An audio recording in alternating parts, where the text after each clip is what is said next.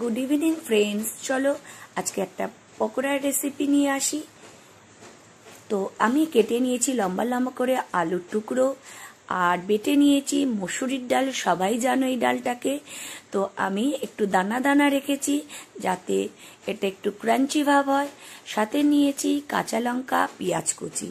তো চলো দেখা যাক কিভাবে করা যায়। ডাল বাটাটাকে আমি একটা পাত্রের মধ্যে ঢেলে নিলাম। ডাল বাটাটা দেখে তোমাদের মনে হচ্ছে কতটা গাঢ়? হ্যাঁ, ঠিক এতটাই গাঢ় হবে, জলের পরিমাণ থাকবে না। এবার আমি এর মধ্যে দিয়ে দেবো স্বাদ অনুযায়ী নুন, সাথে দিয়ে দেবো হলুদ গুঁড়ো,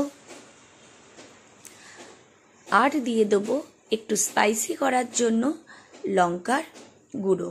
তেমন কোনো কিছু আমি মিক্স করব না, খুবই সিম্পল ভাবে করব। সাথে দিয়ে দেবো কেটে রাখা পেঁয়াজ কুচি। হাত দিয়ে ভালো করে একটু নরম করে আমি ওটাকে দিলাম। লঙ্কার কুচি। এবার খুব ভালো করে ডালের সাথে এগুলো সব উপকরণগুলো মেখে নেব। দেখো ডালটা মাখাটা কত হয়েছে, এরকমই থাকবে, একদম নরম হবে না। নরম হলে ভালোভাবে হয় না, এরকমই টাইট থাকবে। দেখো কত সুন্দর। তোমরা চাইলে এরকম ছোট ছোট করে পকোড়াও করেও খেতে পারো। এবার কেটে রাখা আলুগুলো আমি এর সাথে মাখিয়ে নেব। তো এখানে তোমাদের বলে রাখি, এই যে হাতটা দেখছো, এটা আমার হাত না, এটা আমার ছেলের হাত। তার কারণও আমি বলবো কেন ওকে দিয়ে এটা করাচ্ছি। ও ভালোভাবে এটাকে মেখে নিল। দেখো কি সুন্দর মাখা হয়েছে, খুবই সুন্দর করে মেখে নেওয়া হয়েছে। এটা খানিকক্ষণের জন্য রেস্টে রেখে দেবো। তোমাদের বলছিলাম কেন আমি মাখিনি। এই যে আমার হাতটা কেটে গেছে, এখানে ঝাল লাগবে, তার জন্য আমি মাখিনি। এবার যেটা করব, গ্যাসে কড়াই বসিয়ে দিয়েছি। কড়াই গরম হয়ে গেছে। আমি এটা ফরচুনে করছি, আর এইসব পকোড়া সাদা তেলে করাটাই বেস্ট। দেখো তেলটা গরম হয়ে গেছে কি সুন্দর।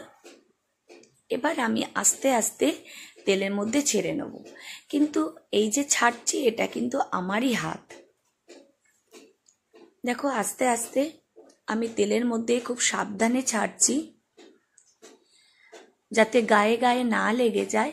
প্রথমে আমি একটি খুব হাই ফ্লেমে দিয়েছি, তারপরে আমি ছাড়ার পর ধীরে ধীরে আমি এটা ভাজবো, তার জন্য আমি লো ফ্লেম করে দেবো।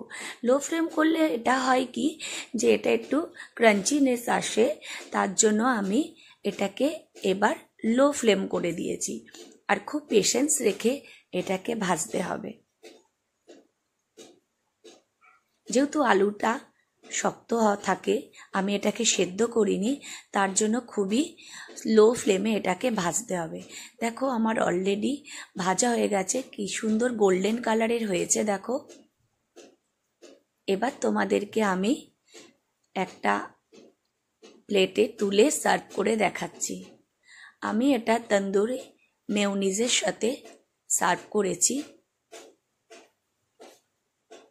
দেখো কিরকম লাগছে খেতে। অবশ্য তোমরা তো বুঝতে পারবে না, খেয়েছি তো আমি। তোমরা চাইলে এরকম বানিয়ে খেতে পারো। বিশ্বাস করো খেতে অপূর্ব লাগে। ভালো লাগলে কমেন্টস করো, লাইক